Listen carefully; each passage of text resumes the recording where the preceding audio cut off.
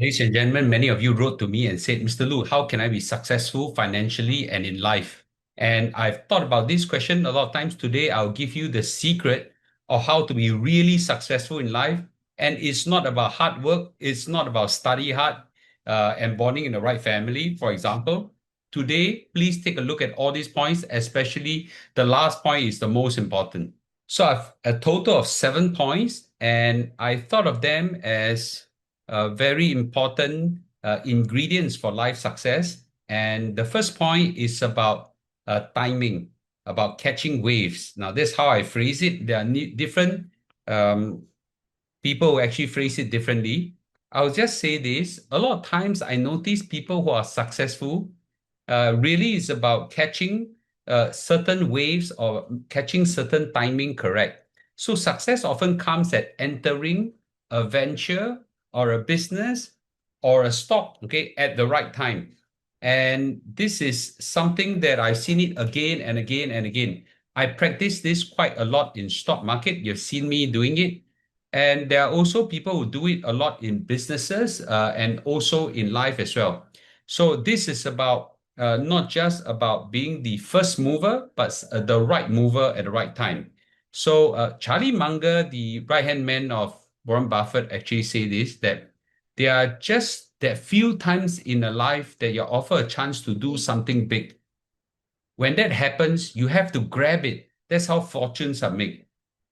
I've seen this again and again and again. And, I've missed certain life opportunities because, unfortunately, I did not catch the timing at the right time. I've seen certain people, just because they actually caught the timing right, they become very, very successful, very well to do. Some examples, Jeff Bezos enter the e-commerce business in 1994 with Amazon. And this timing allowed Amazon to scale really very fast where other people did not know of e-commerce success.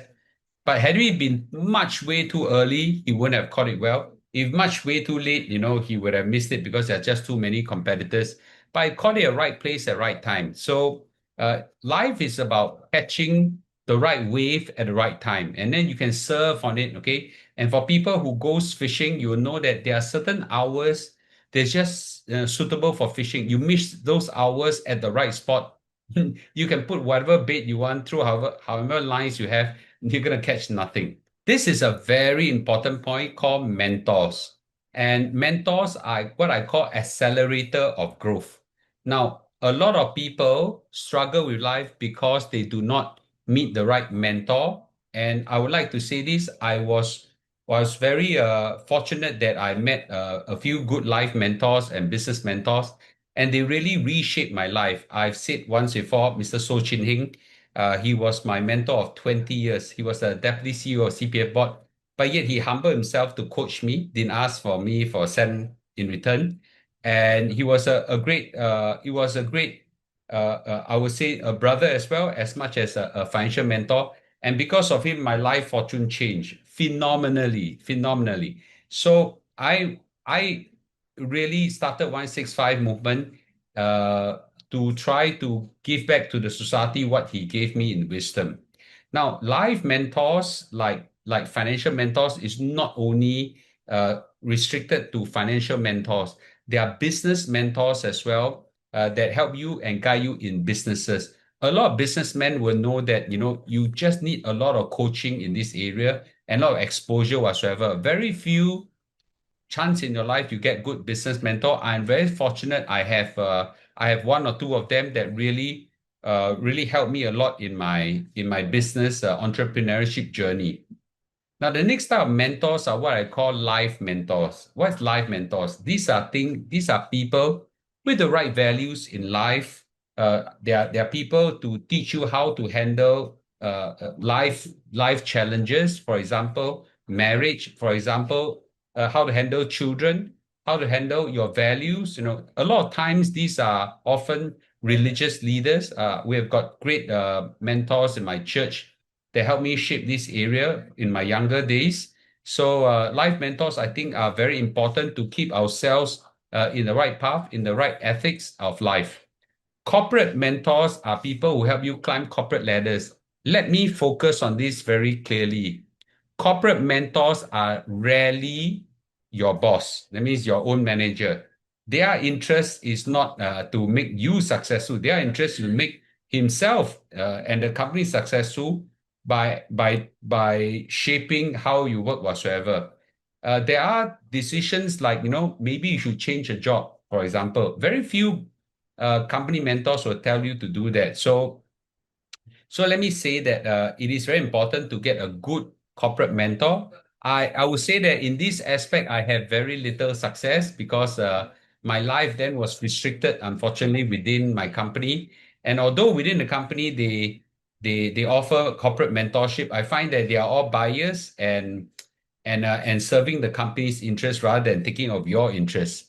Last is what I call health mentors, right? People teach you how to take care of your body. Often these are people, fitness, health specialists, usually doctors, physios, TCM. I have a great mentor, a physician on I which I shared a lot with everybody and things like that.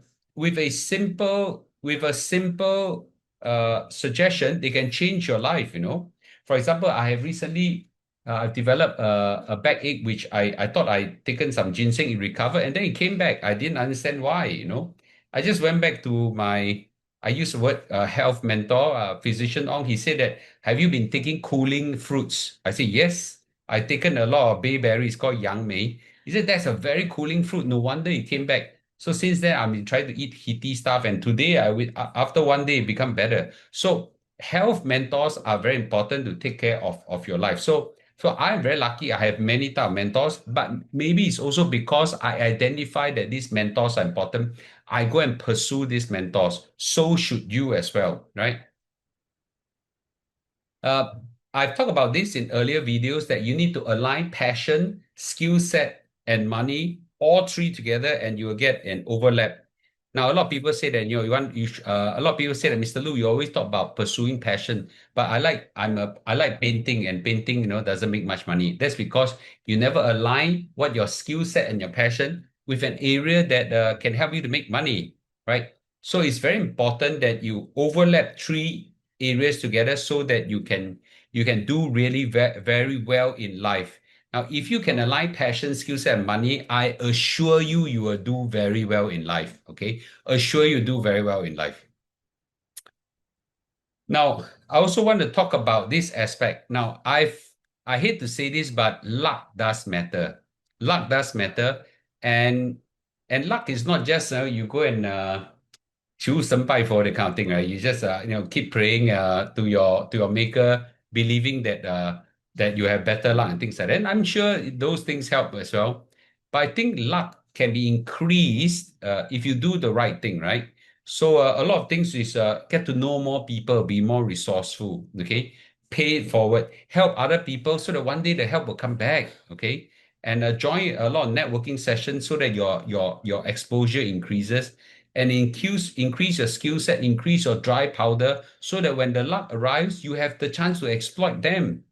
So it's very important. I think luck is extremely important, and I don't think luck is not something we cannot control. Okay, we can control a large aspect of our luck. So let me say this, okay, luck favors those who take action and stay visible. And there is a phrase called luck surface area. So you want to increase your surface area of luck so that when luck falls, you can catch it. So I truly believe that luck is something that we can all improve upon if you prepare yourself for it. Now, this is something very important. That's called geography. Okay. Now, geography doesn't mean the country, but the environment that you play in, the environment that you operate in. Let's say, all you are very smart as what you are, but you're now in Papua New Guinea in East Timor. I don't care how good you are, it's very difficult for you to do well in life, right? The environment restricts your growth. A lot of people who grow aquarium fishes, you realize this. If your fish tank is very small, your fish can't grow bigger, just can't grow bigger. Okay, those who keep certain pets or whatsoever, if the environment is too small, the size of the pet actually just stay where they are or doesn't grow big.